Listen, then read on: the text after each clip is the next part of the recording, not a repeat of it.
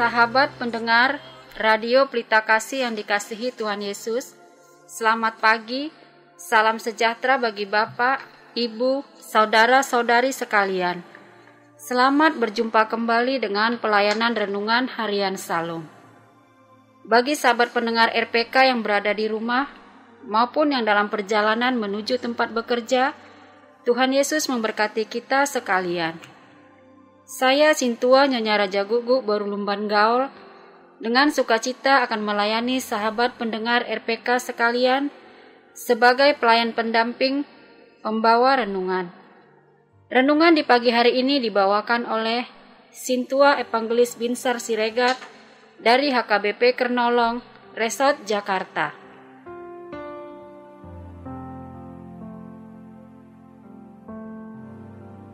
Marilah kita bersatu di dalam doa. Puji dan syukur kami panjatkan kehadirat-Mu ya Tuhan atas penyertaan-Mu pada renungan pagi ini. Kami mohon tuntunan-Mu agar renungan ini menjadi berkat dan sukacita bagi para pendengar. Kami juga berdoa untuk sahabat pendengar yang saat ini sedang terbeban berat, baik karena pekerjaan, keluarga maupun penyakit. Kiranya Tuhan berkenan memulihkan mereka. Sebelum mendengar firman-Mu, sucikan hati dan pikiran kami, agar kami layak bersekutu dengan-Mu. Hamba-Mu yang menyampaikan firman, urapi dengan Roh Kudus-Mu, agar layak melayani-Mu. Di dalam nama Tuhan Yesus kami berdoa dan mengucap syukur. Amin.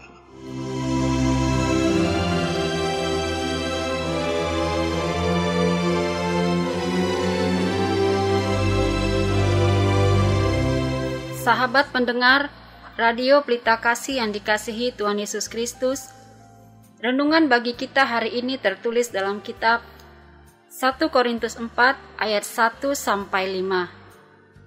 Korintus 4 ayat 1-5. Demikianlah firman Tuhan. Tuhan adalah satu-satunya hakim. Demikianlah hendaknya orang memandang kami sebagai hamba-hamba Kristus yang kepadanya dipercayakan rahasia Allah. Yang akhirnya dituntut dari pelayan-pelayan yang demikian ialah bahwa mereka ternyata dapat dipercayai. Bagiku sedikit sekali artinya, entahkah aku dihakimi oleh kamu atau oleh suatu pengadilan manusia. Malahan diriku sendiri pun tidak kuhakimi, sebab memang aku tidak sadar akan sesuatu. Tetapi bukan karena itulah aku dibenarkan. Dia yang menghakimi aku ialah Tuhan. Karena itu, janganlah menghakimi sebelum waktunya, yaitu sebelum Tuhan datang. Ia akan menerangi juga apa yang tersembunyi dalam kegelapan, dan ia akan memperlihatkan apa yang direncanakan di dalam hati. Maka tiap-tiap orang akan menerima pujian dari Allah. Dan sebagai ayat pembimbing bagi kita pada pagi hari ini, yaitu ayat 5. Karena itu, janganlah menghakimi sebelum waktunya, yaitu sebelum Tuhan datang. Ia akan menerangi juga apa yang tersembunyi dalam kegelapan, dan ia akan memperlihatkan apa yang direncanakan di dalam hati. Maka tiap-tiap orang akan menerima pujian dari Allah.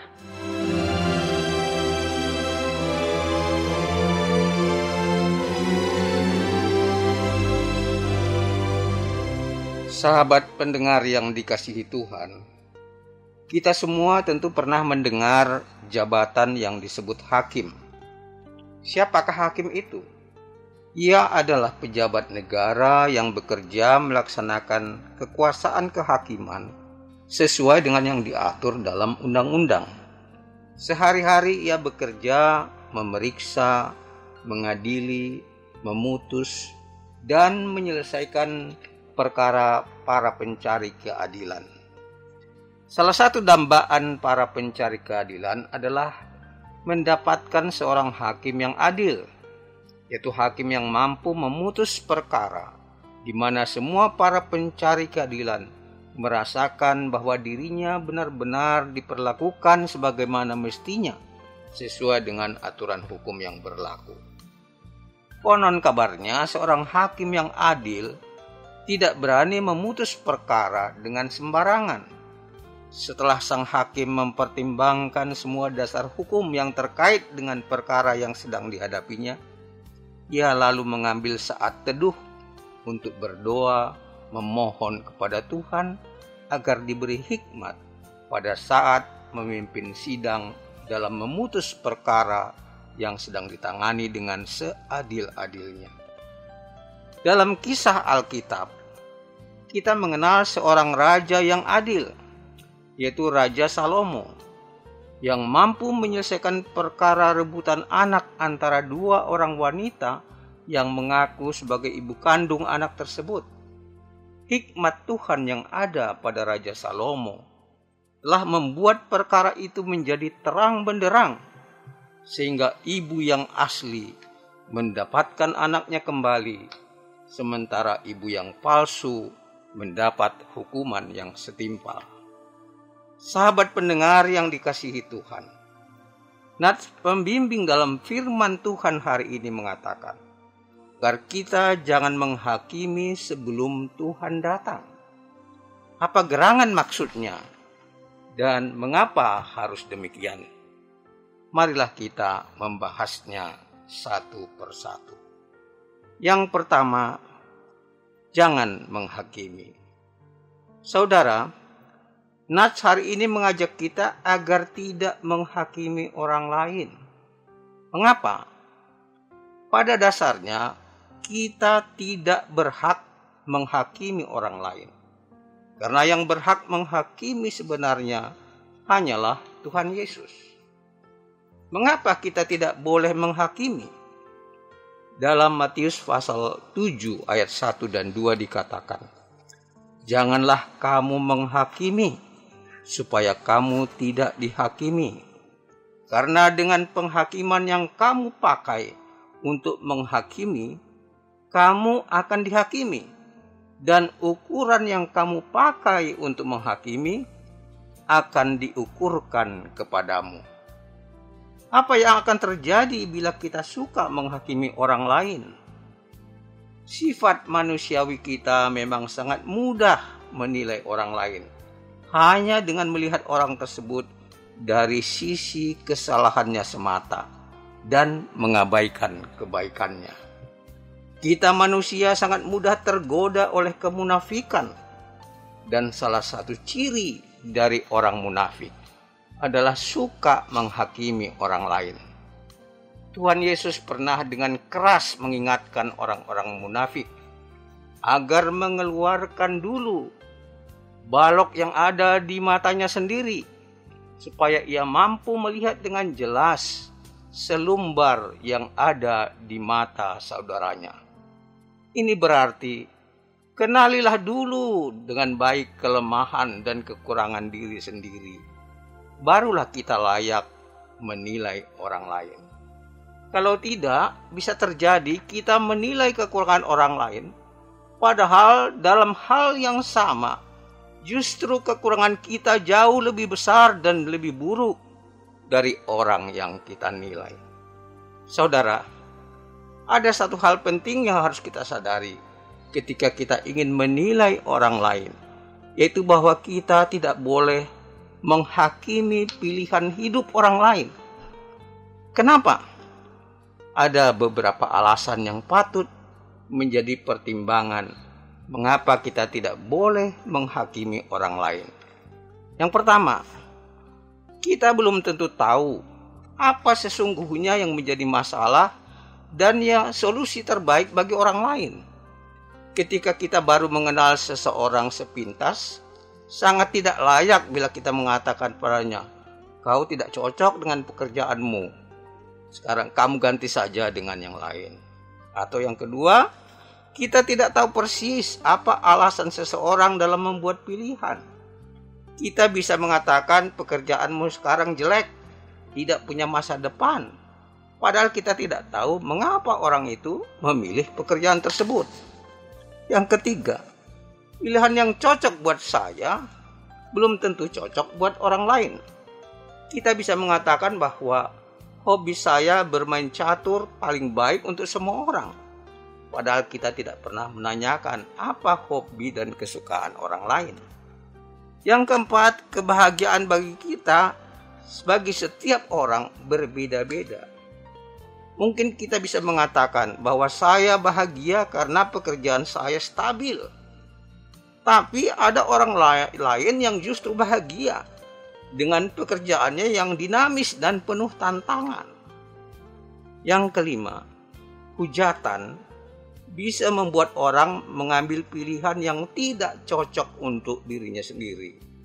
Ketika kita mencaci maki dan menjelekkan usaha seseorang yang sudah dibangunnya bersusah payah dari bawah, dengan hujatan dapat membuat orang tersebut menjadi kecewa dan putus asa. Sikap ini sangat tidak layak karena dapat menghancurkan jati diri dan harga diri seseorang. Sikap menghakimi bisa berdampak negatif ketika kita menilai buruk pilihan orang lain, padahal pilihan hidup kitalah yang sesungguhnya buruk. Bagaimana seharusnya kita menilai orang lain? Firman Tuhan menghendaki agar kita menilai orang lain dalam perspektif yang saling mengasihi, saling menghormati, dan saling mendukung, sesuai dengan hukum kasih yang diajarkan Tuhan Yesus, yaitu mengasihi Tuhan Allah dengan sepenuh hati dan mengasihi sesama seperti diri sendiri. Dengan saling mengasihi, maka kita akan lebih peduli pada kehidupan orang lain, lebih mampu mengenali apa yang sesungguhnya dikehendaki dan dibutuhkan orang lain, sehingga kita lebih layak dalam memahami, mempertimbangkan, dan memutuskan dukungan, perhatian, atau pertolongan yang sebaiknya kita berikan pada orang lain. Bagian yang kedua, sebelum Tuhan datang. Sahabat pendengar, mengapa ada pembatasan waktu agar kita tidak menghakimi sebelum Tuhan datang? Apakah kalau Tuhan telah datang, maka kita boleh menghakimi siapa saja sesuai dengan kehendak kita? Mari kita pahami dulu arti dari pernyataan sebelum Tuhan datang. Pertama, apakah Tuhan Yesus benar akan datang untuk kedua kali? Tentu benar, karena itu sesuai janji Tuhan Yesus pada orang percaya, di mana dalam Yohanes 14 ayat 1 sampai 3 dikatakan bahwa Tuhan Yesus pergi ke tempat Bapa di sorga untuk menyediakan tempat bagi orang percaya dan akan datang kembali ke dunia untuk membawa orang percaya bersamanya. Dalam Lukas pasal 21 ayat 27 dikatakan bahwa anak manusia akan datang dalam awan-awan dengan segala kekuasaan dan kemuliaannya. Pada hari kedatangan itu Tuhan Yesus akan membalas setiap orang menurut perbuatannya. Dan Tuhan Yesus akan menganugerahkan keselamatan kepada mereka yang menantikan Dia. Dari uraian ini tampak jelas bahwa yang dimaksud dengan Tuhan datang adalah kedatangan Tuhan Yesus yang kedua kali sebagai hari penghakiman.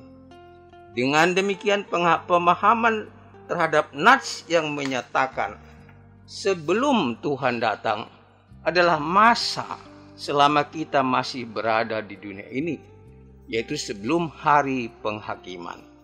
Ini berarti bahwa perintah untuk tidak menghakimi bukan hanya berlaku pada masa kehidupan kita sekarang ini, sebelum Tuhan Yesus datang, tetapi juga setelah kedatangan Tuhan Yesus yang kedua kali.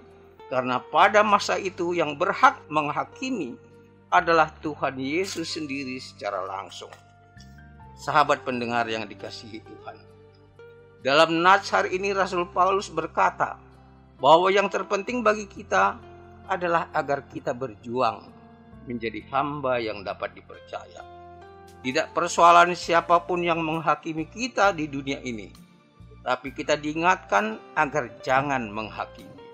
Karena pada hari penghakiman nanti, semuanya yang tersembunyi akan menjadi terang benderang. Dan kalau kita setia, akan mendapat pujian dari Tuhan. Amin. Mari kita berdoa. Tuhan yang maha baik, terima kasih atas firman-Mu yang telah mengajar kami hidup yang benar, di mana Tuhan berkehendak agar kami berjalan di dalam terang ilahi dengan tidak saling menghakimi satu sama lain. Dalam masyarakat kami yang majemuk dan kompetisi politik yang semakin tajam akhir-akhir ini, perilaku menghakimi semakin marak di tengah-tengah kami. Menghakimi dengan merendahkan status dan harga diri lawan semakin sering kami temukan di media sosial, yang kadang-kadang membuat kami sangat prihatin karena sudah melenceng jauh dari norma dan etika hidup bermasyarakat. Karena itu kami mohon kehadirat-Mu ya Tuhan. Ampunilah bangsa kami atas kesalahan kami. Tuntun para pemimpin kami agar berlaku bijak dan tegas dalam mengatasi masalah ini. Tuntun juga kami anak-anak-Mu agar menjadi garam dan terang dalam menemukan solusi yang tepat, sehingga kami tidak saling menghakimi. Terima kasih Tuhan, dengarlah doa kami yang kami alaskan hanya di dalam nama Tuhan Yesus. Amin.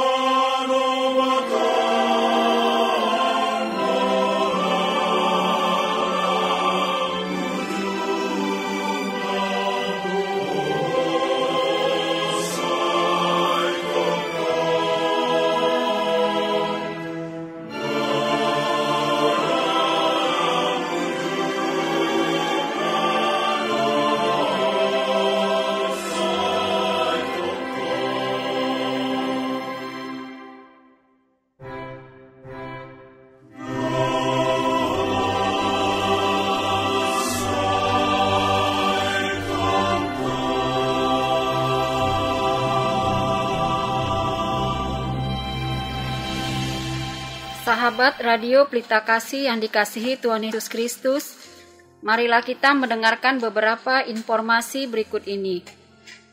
Bila Anda ingin merespon renungan pada pagi hari ini, dapat menghubungi Sintua Evangelis Binsar Siregar dengan nomor telepon 0815 8465 7186. Renungan Harian Salum ditulis oleh para hamba Tuhan dari berbagai gereja. Terbit per 2 bulan. Untuk sementara, pendistribusian dilakukan secara online. HKBP Kernolong memiliki ruangan serbaguna. Bagi yang membutuhkan dapat menghubungi Ibu Sunurat dengan nomor telepon 021 390 9785 atau Ibu Sintua Nyonya Lumban Raja Boru Situmorang dengan nomor telepon 0821 1470 7797. Jam ibadah dan gembala. Ibadah umum dilaksanakan 3 kali, yaitu ibadah umum pertama dilaksanakan pada pukul 7 pagi berbahasa Indonesia. Ibadah umum kedua dilaksanakan pada pukul 9.30 pagi berbahasa Batak. Ibadah umum ketiga dilaksanakan pada pukul 18 WIB berbahasa Indonesia. Digembalakan oleh Pendeta Robert Sontar Pandiangan MTH, Pendeta Teti Dorinda Sitompul STH, dan Bibelfro Juliani Boru Tarihoran. Bila Anda ingin didoakan dapat menghubungi Inang Sintua Hotmatiur Tampu Bolon Boru Manurung dengan nomor telepon 0812 9084 563. Segenap pengurus renungan Harian Salum menyampaikan salam kasih kepada seluruh pendengar setia dan pendukung acara ini, kepada jemaat Tuhan interdenominasi dan seluruh jemaat HKBP dimanapun berada. Kiranya Tuhan Yesus senantiasa memberkati kita semua. Horas.